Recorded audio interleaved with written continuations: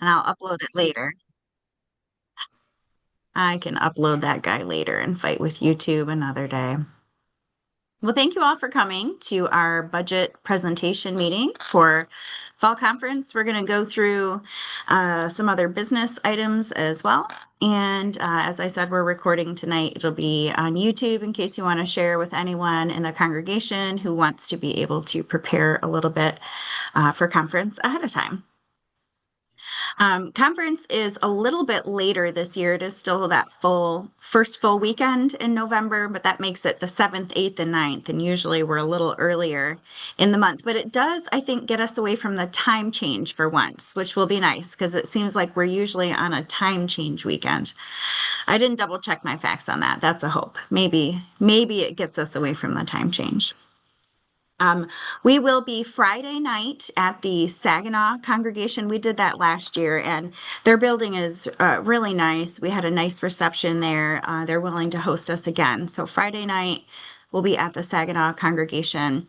We'll have our prep session to get the online delegates, especially. We want to see those folks on Friday so we can be sure everybody's connection is good. And we'll have a little reception as well.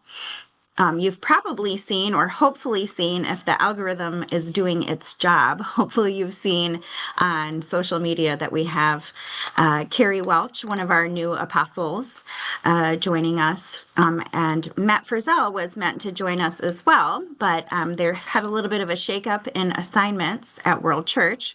And so we are going to have Joey Williams joining us as our second apostle for the conference.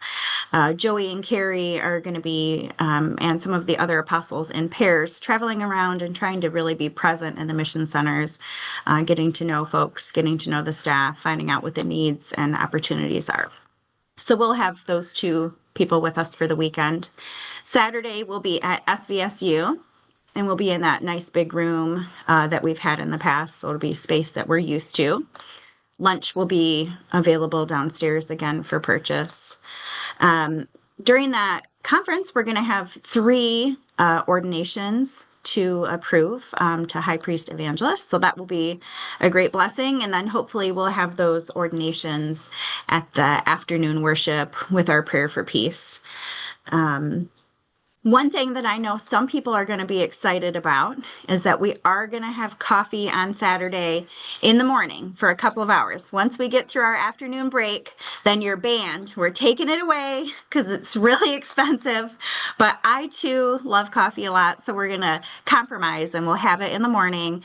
And I'll remind you that if you, like me, had more than 1 cup, we want to maybe throw a little extra in the plate or in the basket. We're not going to have ice water because that's also, I think it was like $10 a gallon. Maybe Dan will remember. It could have even been more than that. So we're not going to do that, but we'll settle at having coffee. That'll be nice. We deserve it. And then we'll have our auction in the afternoon as well. We've done that for a couple of years with the youth camp auction items. They've got some really nice stuff that the kids have made and some even nicer stuff that the staff has made. We'll have a live auction, which will be different this year and hopefully be kind of a fun opportunity for us to raise some money for our youth camping program. And then after all the business is done in the afternoon, Dorothy Summer has set up for us at a restaurant. I think is it Sullivan's? Does that sound right? Okay, Sullivan's, yeah. I think the Saginaw congregation are regular guests there, and they have a room that they've set aside for us so that we could all have dinner together. Everybody's going to be responsible for their own ticket. They were willing to do individual tickets, which is really gracious when you have a group of like 40 people, but they're going to do a smaller menu for us, so you'll be able to get a drink, a salad, and an entree. I think it's $24, but you'll pay yourself there at the restaurant, and it's just for those who would like to continue the fellowship or who might be staying in town Saturday night. Everybody is welcome. Sunday morning, we're going to be back at the Saginaw congregation in the morning. In the past, we've done our Sunday worship at SVSU, but last year we had, I think it was less than 150 people at our Sunday morning worship with Stacy as our guest. And I think that's probably the biggest guest that we could ask for. And we can probably have that many people at the Saginaw Congregation for Worship, knowing our guests are going to be Carrie and Joey. And that's going to save us a lot of money. So that helps with the coffee thing too. I'll give a little bit, take a little bit, but we'll still have a nice worship there. Before worship, we'll have a session where the apostles are going to share a session on some mission opportunities. And it's a presentation I haven't seen yet. I think it's a new one that the new USA Apostle team has put together. So should really be a nice weekend. That was a fire hose of details about our conference, but does anybody have questions on any of that conference introduction?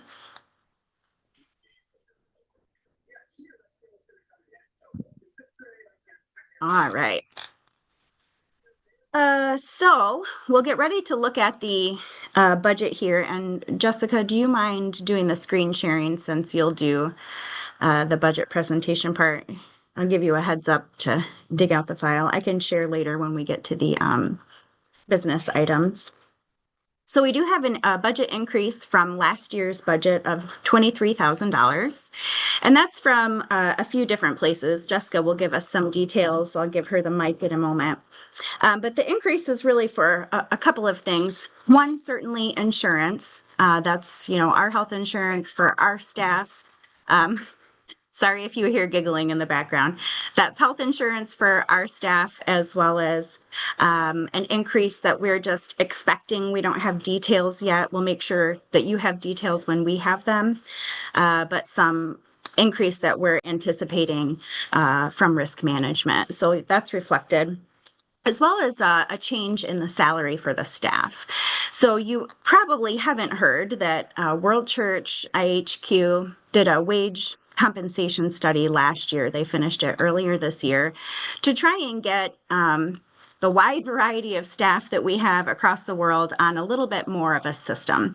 We didn't really have any kind of a framework that said, mission center presidents with this kind of assignment made this much money, or, people working in the temple who do this make this much money. It was really kind of all over the place. So with a goal of just sort of getting to a more sensible structure. IHQ went through and created the wage structure. And in Michigan, we decided to have a committee of folks from our mission center who had, experience as administrators, people who maybe worked for the church, folks who were working in business or finance, a few different volunteers from the mission center to meet with Dina and look at the recommendation that World Church had made. I actually have not seen the chart or the details that they used, but the team was given some materials by World Church to be able to make a recommendation.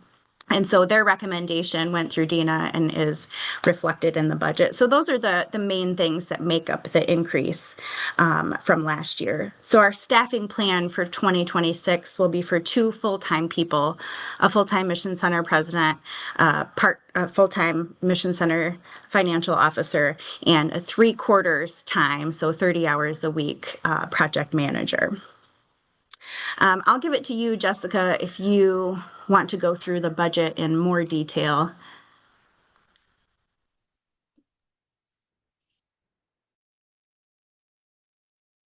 So as Linda said, in fact, the only increases are the salary and benefit line item and then the insurance.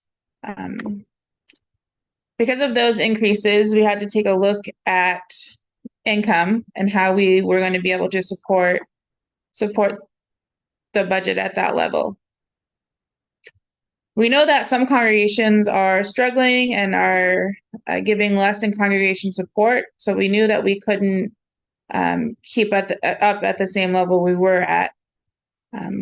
So we did decrease that some. In order to do that, we had to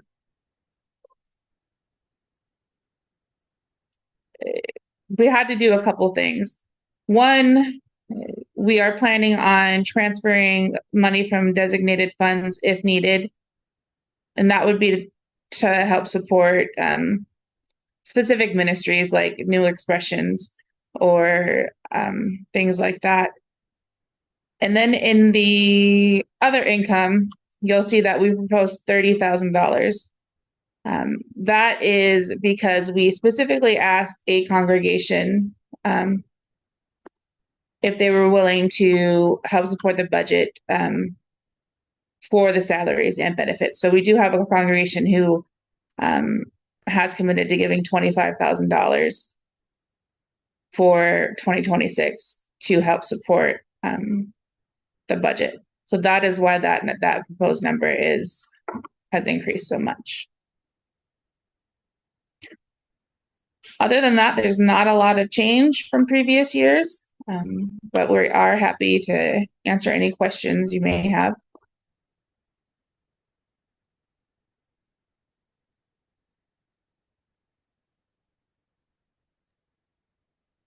I can, if you don't mind if I interject.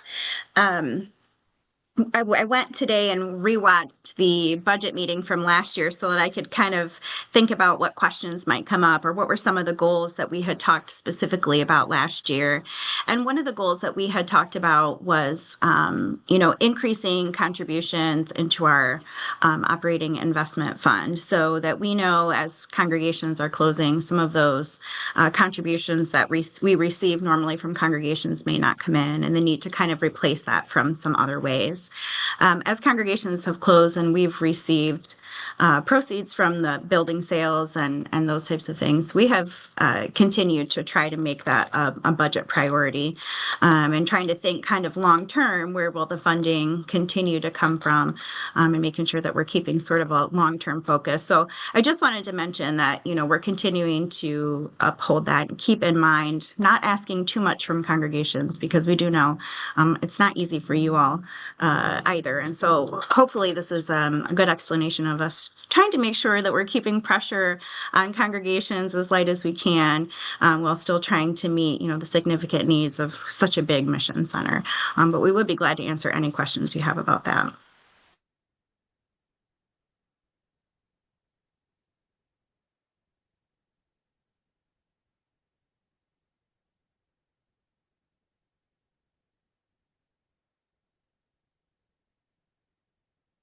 Doesn't look like there's any questions, so I'll turn it back over to Linda.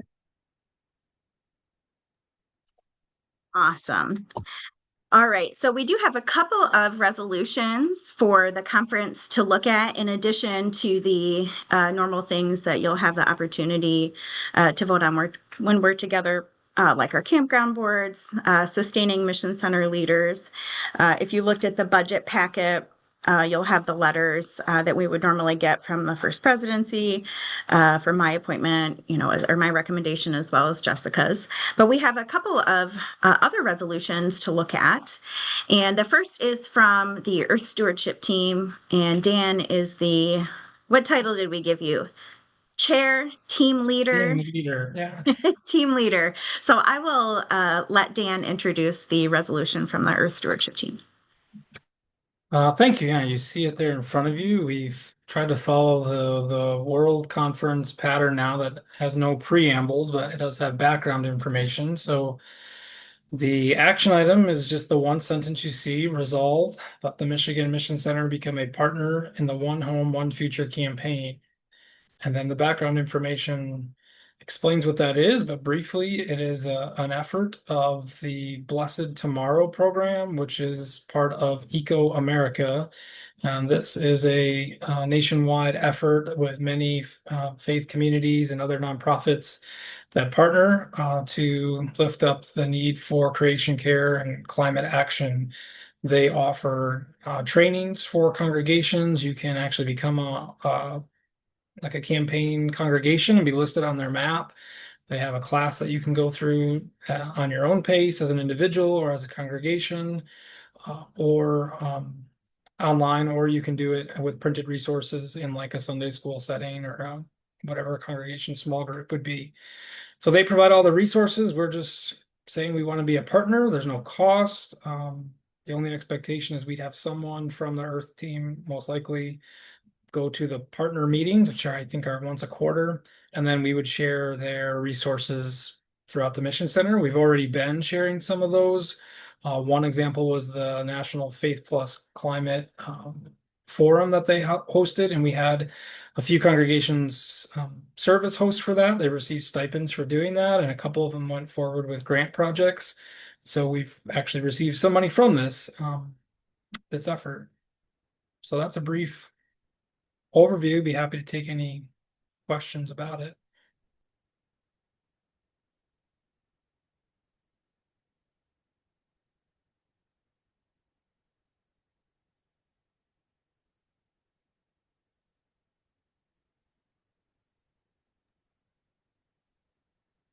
I feel like you guys are letting them off too easy without a single question. My goodness. Well, I think this is an exciting opportunity. I think it's really important for us to find organizations that we can partner with that are already doing work that's well aligned with who we are. One of the questions the a new apostle team has asked us to consider as mission center leaders is what missional opportunities are available in our context. And I think this is a really good example of a missional opportunity that congregations can kind of choose to take on if they want to do that next step. So thanks for that, Dan. Last chance to ask Dan a question. All right. If you don't mind scrolling down, Dan, we do have a second resolution. This one's from the Capital Congregation, and Dan was there representing the Mission Center for the meeting, so he may be able to answer some questions, but I'm not sure if we have someone here. I don't think I saw anyone come in from Capital in case they wanted to speak to that.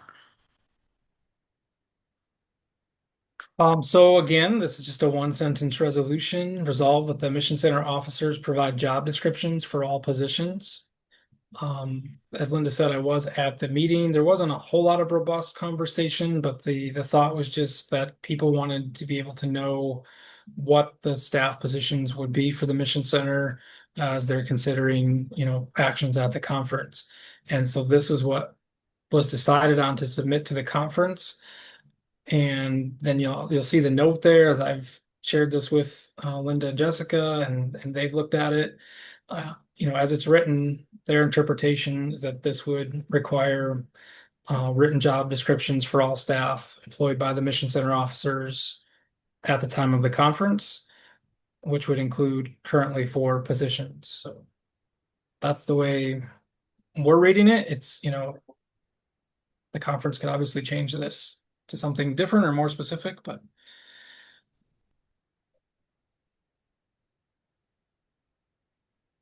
Any questions on that one? I'm not sure it was a question on my part, but the resolution itself is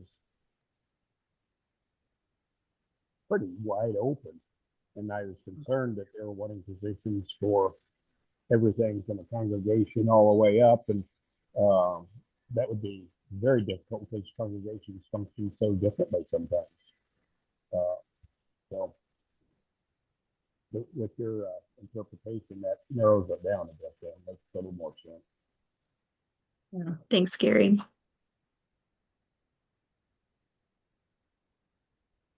yeah, I think we had some of the same thoughts, and that's why we wanted to provide the note on how the officers would interpret it if the conference passed it as it is, to try to at least give that position. And of course, the conference can make it more specific or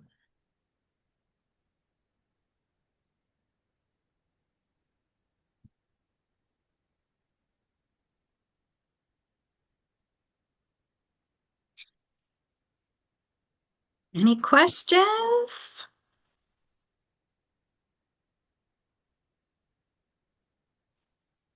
All right. Well, great. So we do have a lot to get through on Saturday. We've got the 3 ordinations, couple of resolutions, plus all of our standard business, the auction, and we'll have a youth camp presentation. I believe we're going to have a young person live with us who's going to talk a little bit about their youth camp experience, which will be nice. So we've got a busy day. We'll need that coffee that we ordered. Before we wrap it up, I just want to open it up for any questions about conference or any of the items that we already shared.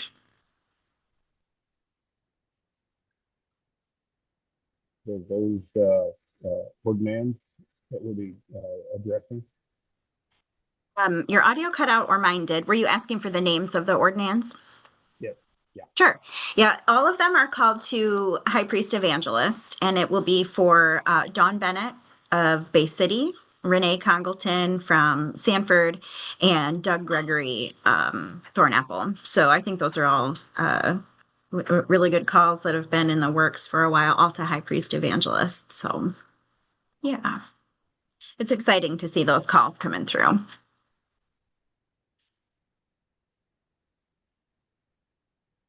Are you giggling, Brenda? Yeah, we got a pretty good group coming through. Any questions at all before we let you loose? All right, wonderful. Well, we're looking forward to seeing you here in just a few short weeks. If you have not completed your registration, remember to do that. Pastors would have gotten a list from me yesterday or today. And anybody highlighted in green has registered, which was almost no one. And I'm not judging you because I was also not highlighted in green, but I did it today. So we've all got to do Dan a favor and get our registrations in. Remind each other if you haven't turned in your delegate lists, get a hold of us on that as well. But we'll see you all in a few weeks. Let us know if you need anything in the meantime. Thanks.